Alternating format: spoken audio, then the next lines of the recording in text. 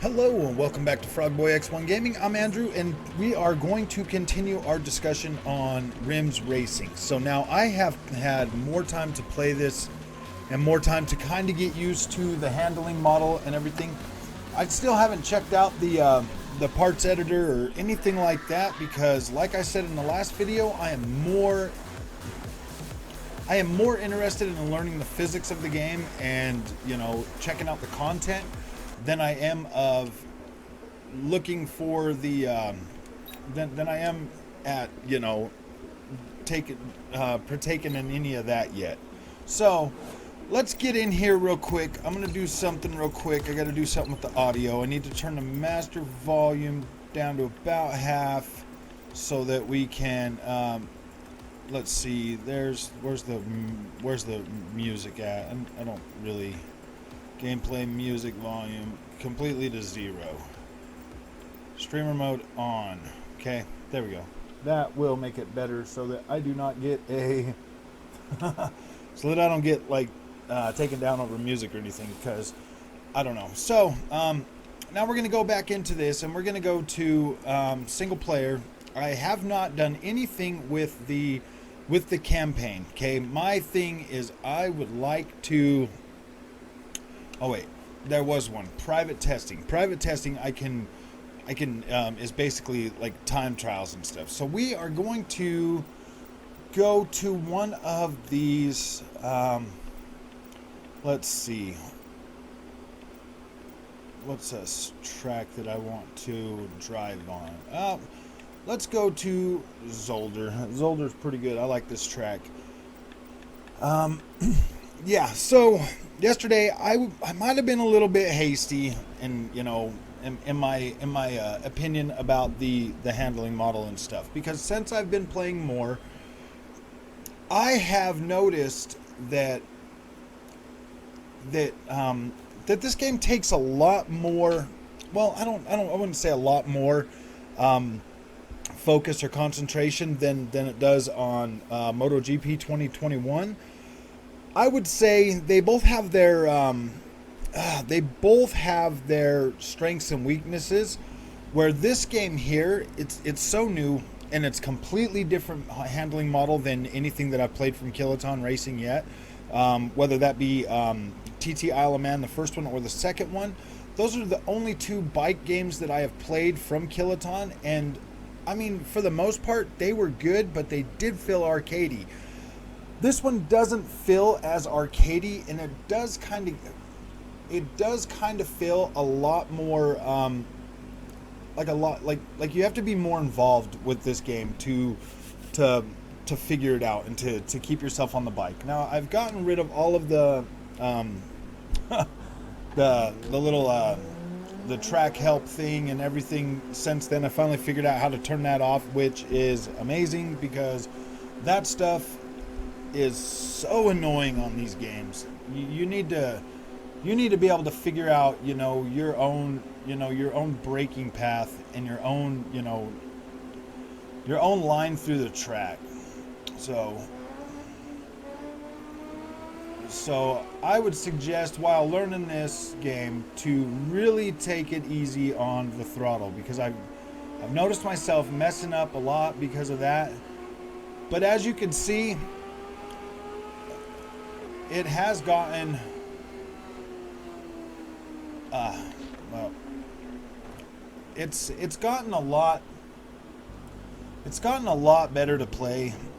I'm playing on my computer screen right now, so it definitely is a little bit harder to adjust to that, to see my braking points and stuff. So, but I am using I am downshifting myself, because that has definitely helped me a lot to be able to gain control of the bike, which is good, because it was getting pretty freaking hard to try to follow that line, you know, that the game gives you, their braking line and stuff. The only other time I've ever driven this track is in it is in Project Cars 3 and Assetto Corsa Competizione, I believe. I don't know if it's in any other games that I own, but this is one of my favorite tracks. So learning how to drive this game on a bike as well is really, really nice. I'm grateful for the opportunity for that. I really do wish this track was in more racing games, because I do like it. Oh man, I was not paying attention to that. Gosh dang it. So basically, is what I'm saying is, I've come to appreciate the handling model on this a little more since I have been playing it a little more often. I probably should have picked a course that I feel more comfortable driving. Because I haven't really put a lot of laps on this game with this track. But I mean, it is shaping up to be a pretty decent game. I still am going to call them on the content. That is still something that's not okay with me. They need more tracks. You need more content when it comes to bikes. Maybe not as important as the overall track roster, but still,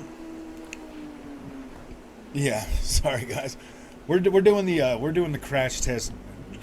I mean, as you can see, you do get the damage on your bike.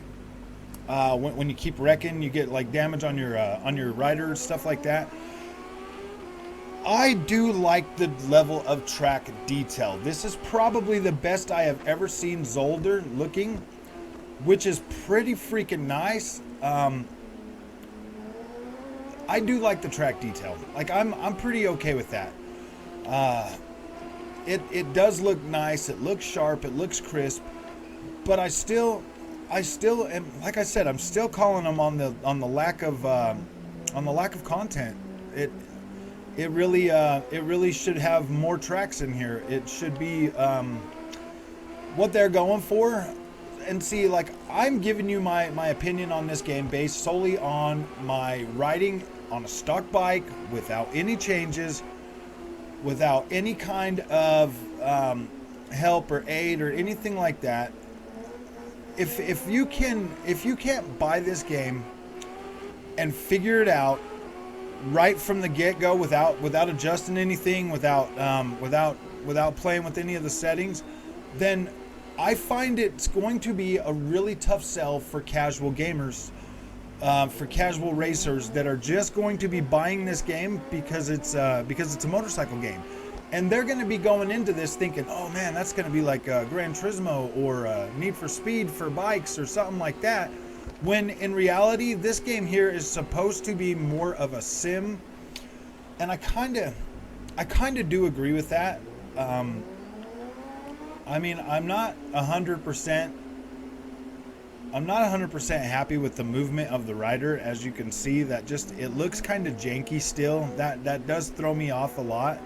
Because when I'm driving and I'm trying to make minute steering, and the guy moves, it feels like, I should be turning more, like with him turning like that, it feels like I should be able to hit like certain corners or whatever.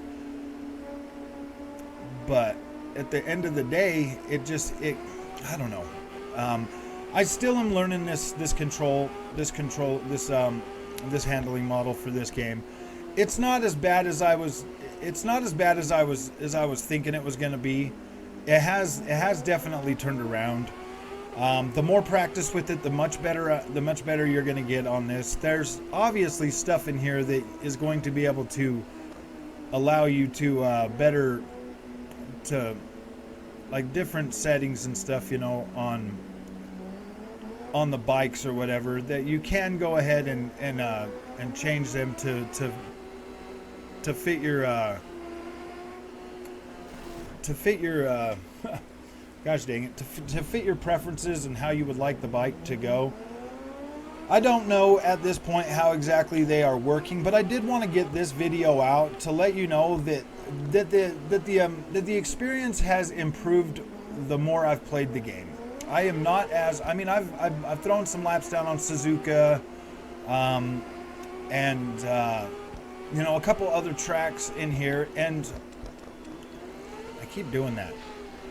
I keep overshooting that one because I'm not paying attention. But I am coming to grips with, you know, this game being a lot better. I do like certain things about it, and there's things that I don't like about it. I feel like it is. I feel like it's a decent game. I just really feel like it needs more content. It needs more.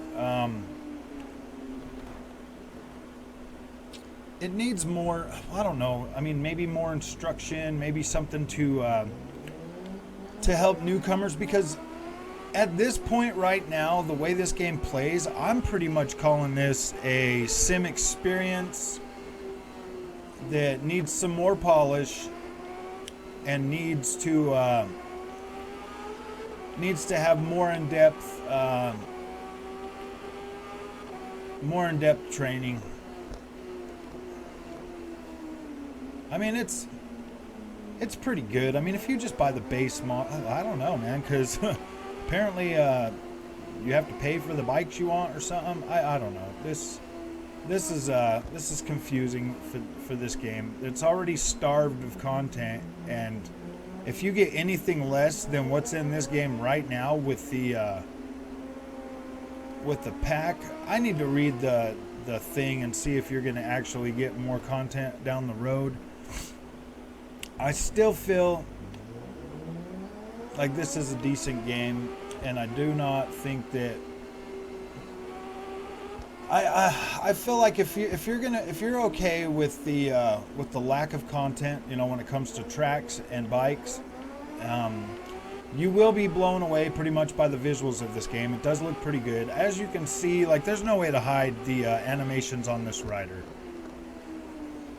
Oh, dang. See, I'm using my brakes where I would be braking in my car when I'm driving this. So I need to figure out the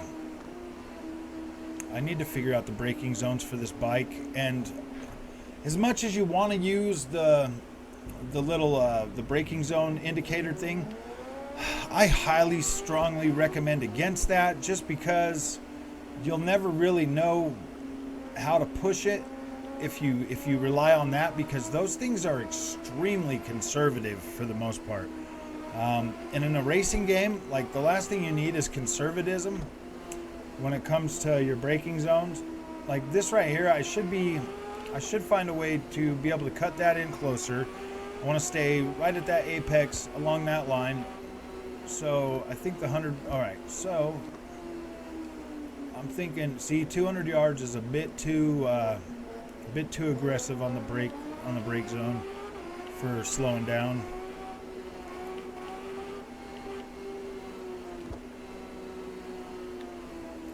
I don't know. I mean, I still do feel like the handling is a little bit